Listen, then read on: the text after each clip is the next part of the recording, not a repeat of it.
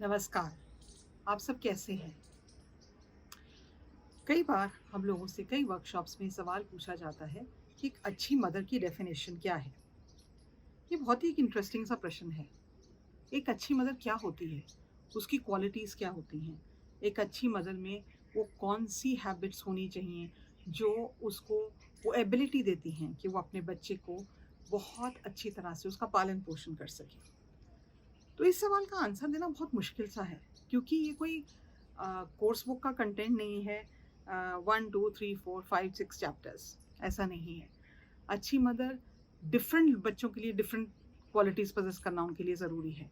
लेकिन as a general sort of thing, पहली बात तो ये मानती हूँ कि सब मदर्स अच्छी होती हैं। The fact that you are a mother, आप में वो क्षमता है या आप में वो एबिलिटी ज़रूर है जिससे आप अपने से ऊपर उठकर अपने बच्चे का ध्यान रख सकती हैं।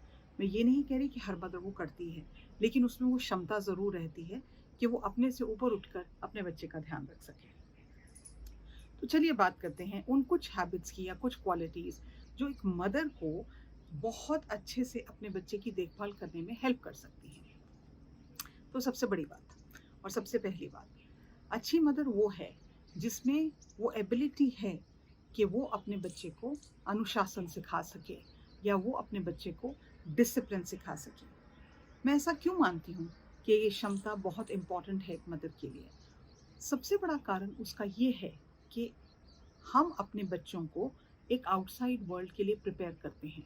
हम अपने बच्चों को वो गुण सिखाने की कोशिश करते हैं, वो एबिलिटीज़ देने की कोशिश करते हैं, वो हैबिट्स देने की कोशिश करते हैं, जिससे हमारे बच्चे आगे चलकर, बड़े होकर अपनी ज़िंदगी को अच्छे तौर तरीके से चला सकें। अगर एज़ अ मदर आपको अपने बच्चे को अनुशासन नहीं सिखाना आता है, उसको डिसिप्लिन करना नहीं आता है, तो आप अपने बच्चे के लिए बेसिकली इतनी प्रॉब्लम्स क्रिएट कर रहे हो क्योंकि आगे जाकर उस बच्चे को समझ में नहीं आता वो अपनी लाइफ को कैसे डील करे। रिसेंटली मैं किसी के घर पे गई, तो उन्होंने खाने पे बुलाया था और उनकी 10 साल की बेटी थी और एक छोटी बेटी वो 1 साल की।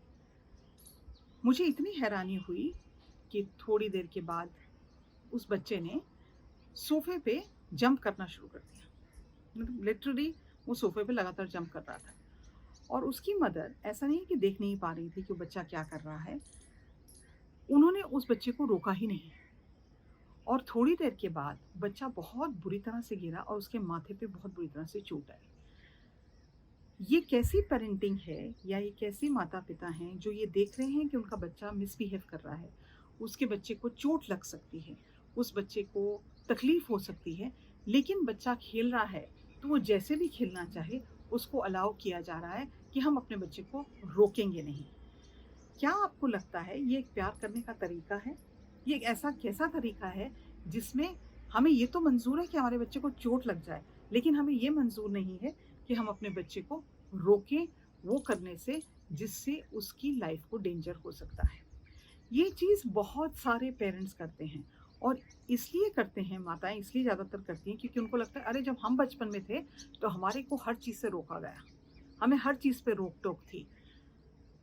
ये ज़रूरी है कि हम अपने बच्चों को ढेर सारा प्यार दें क्योंकि वो प्यार से ही अच्छे खिल के जैसे गुलाब का फूल है वैसे खिल जाते हैं।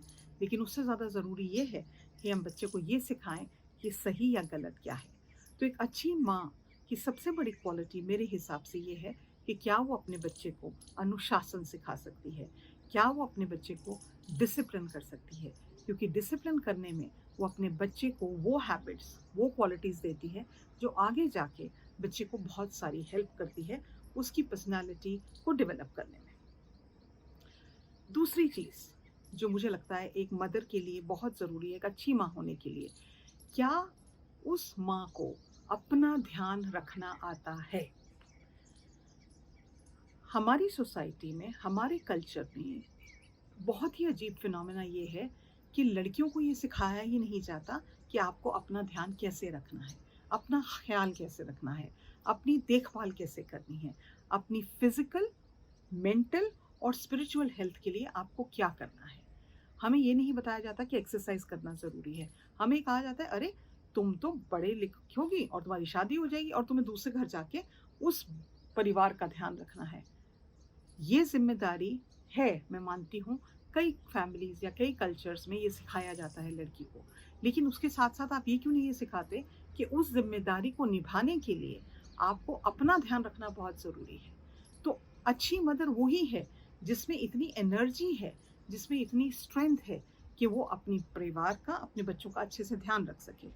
लेकिन अगर आप अपने आप से खुश नहीं हैं, आप अपने आप से खुश कैसे रहते हैं? आप अपने आप से खुश तब रहते हैं जब आप अंदर से खुश हैं। अंदर से हम खुश कब रहते हैं?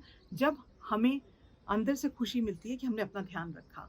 हमें अंदर से खुशी मिलती है कि मेरे मेरे लिए मेरा वजूद बहुत इम्पोर्टेंट है, मेरे लिए मैं इम्पोर्टेंट हूँ, मेरे लिए मेरी सेल्फ केयर, मेरी मेंटल हेल्थ, मेरी फिजिकल हेल्थ इम्पोर्टेंट है और मैं वो चीज़ें कुछ करती हूँ अपनी फिजिकल, मेंटल, स्पिरिचुअल हेल्थ के लिए।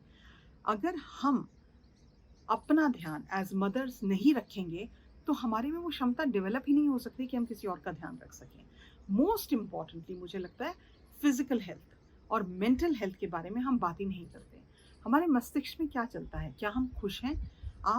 हम क्या अपने हैबिट्स के द्वारा हमने ऐसी हैबिट्स इनकलकेट की हैं कि अपने लिए हम रोज़ टाइम निकालते हैं? क्या हम रोज़ फिजिकल एक्सरसाइज करते हैं? क्या हम मेडिटेशन करते हैं? क्या हमारी हॉबीज़ हैं? क्या हम अपने लिए टाइम निकालते हैं जिसमें हम अपने लिए वो कुछ ऐसा करें, चाहे वो कोई कोर्स करना हो, चाहे वो कोई एक कप ऑफ टी लेके बैठना हो, घर को डेकोरेट करना हो, क्या वो चीज़ें हम करते हैं जो हमें खुशी देती हैं?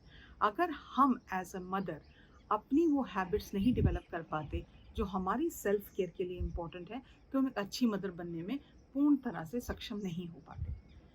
तीसरी चीज़, अच्छी मदर बनने का एक बहुत गूढ़ गुण जो है, वो मदर है जो सेल्फ एश्योर्ड है, जिसमें सेल्फ कॉन्फिडेंस है।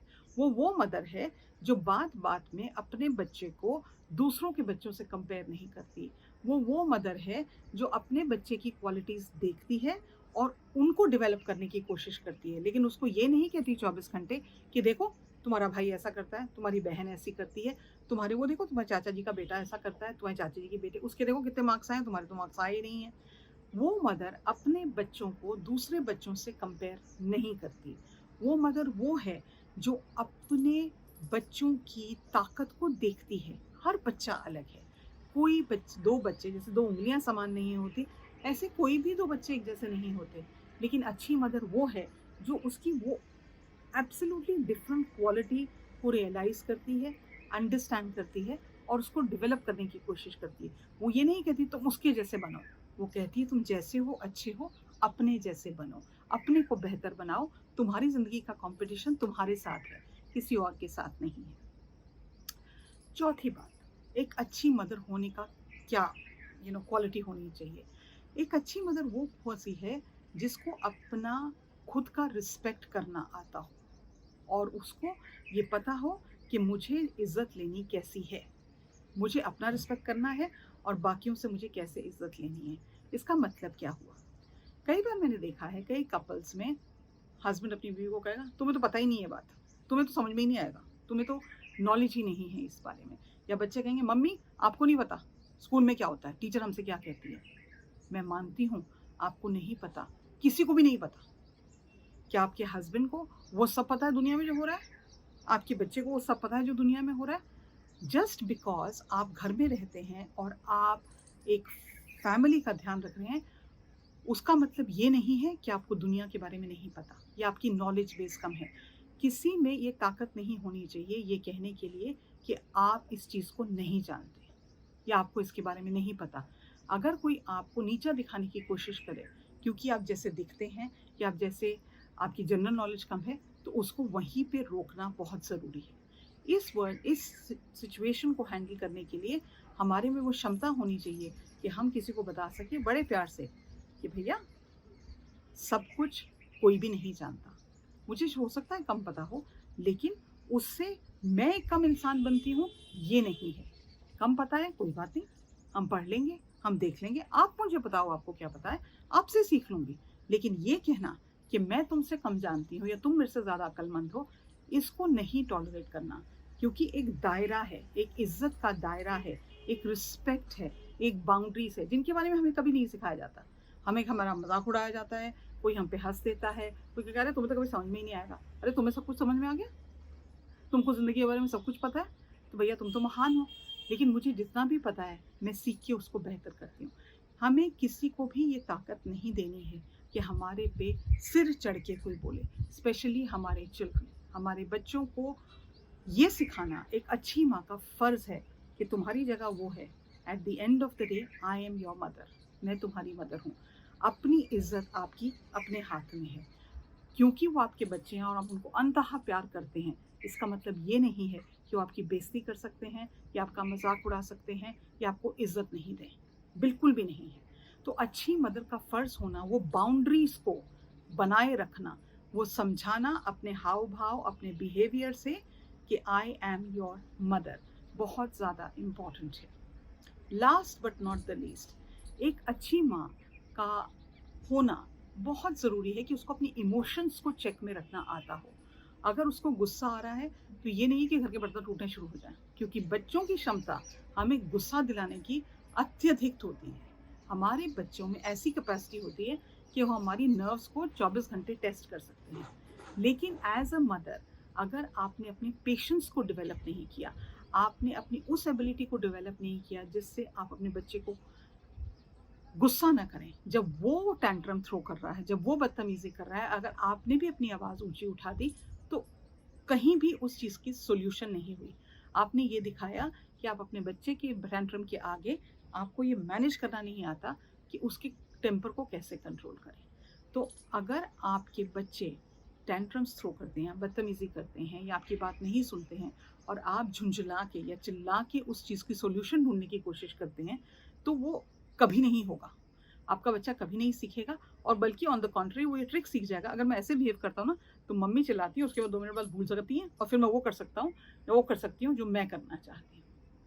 तो एक एबिलिटी कि उस सिचुएशन से दूर हट के अपने गुस्से को कंट्रोल में रखते हुए उसको कैसे मॉड्यूलेट करना है, उसको कैसे बैलेंस आउट करना है, उसमें कैसे अपनी मैच्योरिटी दिखा के उस सिचुएशन से बाहर निकलना है, ये एक अच्छी माँ का बहुत अच्छा गुण है जो हम सबको डेवलप करने की कोशिश करनी चाहिए।